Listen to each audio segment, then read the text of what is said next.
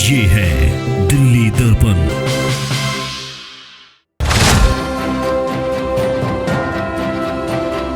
नमस्कार, दिल्ली दर्पण टीवी देख रहे हैं आप। मैं हूं आपके साथ पुनीत गुप्ता। कोरोना काल भी है और आने वाले समय में चुनावी साल भी है। एमसीडी में चुनाव है 2022 में। ऐसे में जो पार्टी हैं वो अपनी कोशिशें कर रही हैं और जो अपनी उपलब्धियां हैं, जो काम हैं, वो लोगों तक, जनता तक लेके जा रहे हैं। मेरे साथ जिला महामंत्री मेवा राम जी हैं भारी जिले से। इनसे बातचीत करते हैं कि आने वाले चुनाव में क्या क्या उपलब्धियां अगर एमसीडी के पास है तो जनता तक लेके जाएंगे। मेवा राम जी, कई सारी चीज़ों में आप लोग घिरते रहे हैं। करप्शन भी एक बड़ा मुद्दा रहा है, साफ़ सफाई एक बड़ा मुद्दा रहा है, सैलरी ना देना बड़ा मुद्दा रहा है। इतने सारे मुद्दे तो नेगेटिव हैं। पॉजिटिव क्या लेके जाएंगे आप लोगों के बीच में जो चुनाव होंगे? हमारी हमेशा पॉजिटिव थिंकिंग ही रहती है और भारतीय जनता पार्टी का कार्यकर्ता हर समय चुनाव के उद्देश्य से नहीं बल्कि हर समय तैयारी रहता है काम करने के लिए। और जो आपने बताया करप्शन, ये सब करप्शन दिल्ली सरकार के किए हुए हैं। दिल्ली सरकार ने जो पंगु बना रखा है, एक संवैधानिक संस्था है जिसका एक हक होता है, क्योंकि एमसीडी काम करती है और एमसीडी काम करके जो उसका टैक्स के रूप में पैसा दिल्ली सरकार को जाता है, उसका पैसा परसेंटेज के रूप में एमसीडी को दिया जाता है, जो इन्होंने जब से दिल्ली सरकार में केजरीवाल सरकार आई है तब से रोक रखा है।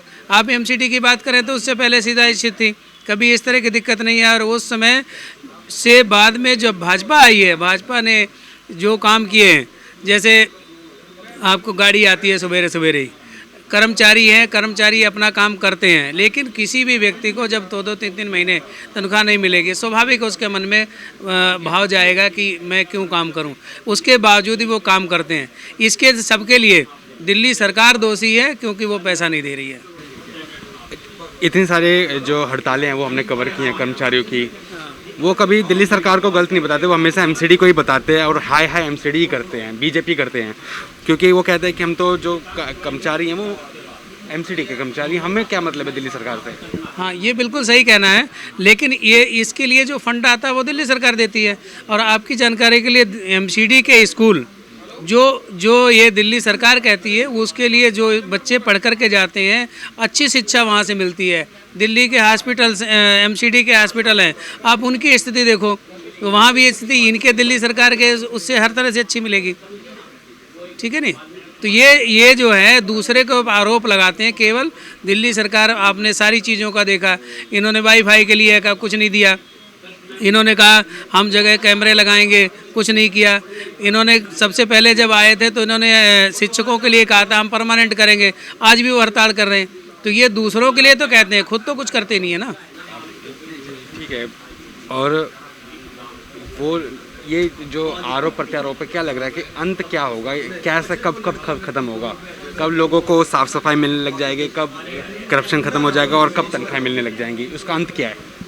उसका हम अपनी तरफ से तो मांग कर ही रहे हैं। दिल्ली सरकार आज भी हमारा वो कोई अनुदान नहीं दे रहे, कोई इनके ऊपर एहसान नहीं कर रहे। जो दिल्ली सरकार के पास एमसीडी का टैक्स का पैसा है, वो उसका पैसा रिलीज़ कर दें, आज उनको तनख्वाहें मिल जाएंगी। और वो करना ही पड़ेगा, आज नहीं तो कोर्ट के माध्यम से करना पड़ेगा, उनको करना पड़ेगा, क्योंकि हम इसको छोड़ेंगे नहीं। क्योंकि ये पूरे हमारे दिल्ली के सभी लोगों की गाड़ी कमाई का पैसा है जो टैक्स के रूप में दिल्ली सरकार को मिला है, और वो एमसीडी को नहीं दे रहे हैं, वो लेना है। और वो जब पैसा आएगा तो अपने आप उसकी जो है तनख्वाहें देना है, चाहे और सारी व्यवस्थाएं, वो व्यवस्थाएं सब सुचारू रूप से हो जाएंगी। ये जो दिल्ली सरकार का टैक्स का पैसा है, उससे होल्डिंग, उससे अपनी पब्लिसिटी तो कर रहे हैं, पब्लिक की चिंता नहीं कर रहे। और हम जो कुछ की भी मांग कर रहे हैं वो पब्लिक के लिए मांग कर रहे हैं, हम अपनी ऐड नहीं कर रहे, हम अपना प्रचार नहीं कर रहे हैं। स्वाभाविक है कि वो देना पड़ेगा। किराड़ी की पॉलिटिक्स में आप बहुत ज़्यादा एक्टिव रहते हैं आप लोग जी। किराड़ी में आपके 3 निगम पार्षद भी हैं, फिर भी किराड़ी का बहुत बुरा हाल है जी। आपको नहीं लगता कि किराड़ी जो आपके निगम पार्षद, उनकी भी कमियां हैं? आपने बहुत अच्छी बात उठाई है। एमसीडी की कमी को आप बता रहे हैं, लेकिन जो नाले हैं, मेन नाला जब साफ नहीं होगा तो एमसीडी का कर्मचारी हो चाहे निगम पार्षद हो, करेगा क्या वो? इसलिए पहले बड़े नाले साफ हों उनके अंदर। आज जब हमारा विधायक था तब नाले साफ हुए थे, तब से आज तक नहीं हुआ। और वो नाला साफ हो जाए तो पानी एक बूंद नहीं हो रहा। आप तो चैनल के माध्यम से, आप पुराने सभी जानते हैं, जब हमारा विधायक था तब कहीं पानी भरा होता था, कहीं एक बूंद पानी नहीं मिलता था। आज वहाँ नाव चलाने की स्थिति हो रही है। तो बड़े नाले हैं उनका रुकावट है वो साफ़ हो जाए। आज भी पानी वहाँ पानी रुका किराड़ी में, और किराड़ी ने मेरे लिए तो 5 विधानसभा बराबर है। इसलिए 5 आज हम मंगोलपुरी में बैठे हैं, 5 विधानसभाओं में जहाँ कहीं भी लगता है कि कमी है उसको हम उठाएंगे। और जो भाजपा के विधायक है, जब हमारा जिला अध्यक्ष वहाँ जा कर के पानी में खड़े होकर के उन्होंने चिल्लाया, आज वो कहीं ना कहीं उद्घाटन रोज करते घूम रहे हैं। हिंद बिहार में कल उन्होंने गली में मलबा डाल दिया, बेचारों को घर से निकलने का रास्ता बंद कर दिया। जहाँ पे आपके जिलाध्यक्ष पानी में गए, मगर वहाँ के निगम पार्षद आपकी पार्टी के हैं, तो आपको नहीं लगता कमी वहाँ पर? नहीं, वहाँ पर अगर वो कहते हैं तो इससे पहले इन्होंने जब रोड बनाई थी तब किससे पूछा था?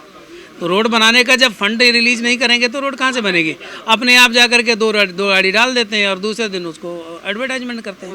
ये दिल्ली सरकार का काम रहा है। किराड़ी में कुछ काम प्रोग्रेस का होता है, उसमें भी लगता है कि पॉलिटिक्स होने लग जाती है। अब पहले जल भराव था, दिक्कत है, अब उस पर मलबा डलवाया जा रहा है, उससे भी समस्या बन रही है। जल भराव में हमारे जो निगम पार्षद रंजीत चौधरी, उन्होंने पूरी वहाँ से ड्रेन से पूरा साफ करवाया, पानी निकासी करवाई, सेक्टर 22 के लिए सारा गया, आप सबको विदित है। उसके अलावा रोड पे काम आज भी दोनों, चाहे पूनम पारासर हैं, उनकी तरफ से मलबा पड़ रहा है, इधर रंजीत चौधरी दोनों तरफ से करवा रहे हैं और ये अपनी कर रहे हैं। जब उसमें जा रहे हैं, मेयर ने, हमारे दिल्ली के मेयर ने, डीसी ने ऑर्डर किया, उसके बाद वहाँ वो पड़ा हुआ मलबा, और ये अपना बताते हैं, ये स्थिति है। तो ये काम नहीं करते हैं और काम करने देते नहीं हैं, केवल इसलिए कि नेगेटिविटी जाए और हम उस पर उसको बुनाएं। नेगेटिविटी की तरफ लोग आकर्षित हो जाते हैं। लोग नहीं, उसको हम इसीलिए कार्यकर्ता हम उसको बताएंगे कि ये नेगेटिविटी केवल फैलाने के लिए, हकीकत में जनता की आवाज़ उठाने वाला कौन है? तो भारतीय जनता पार्टी का कार्यकर्ता है। आपने कोरोना काल में भी देखा, चाहे भोजन पानी का हो, चाहे और व्यवस्था का हो, सारी व्यवस्थाएं हमारे भाजपा कार्यकर्ता कर रहे हैं। चुनाव एमसीडी के चुनाव के वक्त ऐसी 2 बातें आप जो जनता के बीच में ले जा सकते हैं। सबसे पहला वहाँ के रोड और जो बड़े नाले का है, ये चाहे एमसीडी के माध्यम से हो, किसी हर सूरत में ये करवाना है ताकि वहाँ पानी का भराव ना हो, नंबर 1। नंबर 2, वहाँ की रोड की जो हालत है, सेक्टर 20 वाला रोड है, वो 2 दिन बनता है, तीसरे दिन टूट जाता है। तो रोड की हालत और फाटक का काम, ये हमारा प्रमुख काम है वहाँ किराड़ी के लिए। तो एमसीडी का काम पूछ रहा हूँ। हाँ, एमसीडी के माध्यम से जो वहाँ पर नालियों का है, बड़ी नाली साफ़ हो जाएगी तो बड़ा नाला जो साफ़ हो जाएगा तो पानी वहाँ निकासी बन जाएगी, निकासी बनेगी तो लोगों को परेशानी होगी ही नहीं, स्वाभाविक है। पार्टी ये कह रही है कि अच्छा है अगर दोनों एमसीडी में भी आम आदमी पार्टी आ जाती है तो ये रोना ही खत्म हो जाएगा, लड़ाई खत्म हो जाएगी। ये विकल्प सही है? ये दिल्ली का सत्यानाश कर देंगे, जैसे दिल्ली को इन्होंने बेच दिया, एमसीडी को गिरमी रख देंगे। और जनता आज जो दिल्ली को वोट दे करके पछता रही है, और एमसीडी में अगर कहीं पर कुछ हो गया तो दिल्ली की स्थिति बहुत ही भयंकर होने वाली है। क्योंकि आपको पता है जो इन्होंने कहा उन्होंने एक भी चीज़ को पूरा नहीं किया है। जो व्यक्ति कहता है मैं बच्चों की कसम खा करके मैं गाड़ी नहीं लूँगा, बंगला लूँगा, आज वो ऐश कर रहा है, आज वो ऐड दे रहा है, आज वो सारी चीज़ों की व्यवस्था करके और कभी पंजाब भाग जाते हैं, कभी गुजरात भाग जाते हैं। दिल्ली ने चुना है आपको, दिल्ली की सत्ता के लिए चुना है ना, यहाँ के काम करो ना। यहाँ राशन देने की व्यवस्था तुमने कही हम 3 महीने देंगे, फिर दूसरे महीने तुम मुकर जाते हो। जब जब केंद्र सरकार कहती है कि हम 6 महीने देंगे, तब आकर के आपको झुकना पड़ता है और अब दूसरे दिन कहते हैं हम भी देंगे। ऐसे थोड़ी चलेगा। मेवा राम जी थे हमारे साथ, जिला महामंत्री है बाहरी जिले से, और चुनावी समय में और क्या क्या मुद्दे अभी और आने बाकी हैं वो वक्त बताएगा। कैमरामैन सोनू के साथ पुनीत गुप्ता।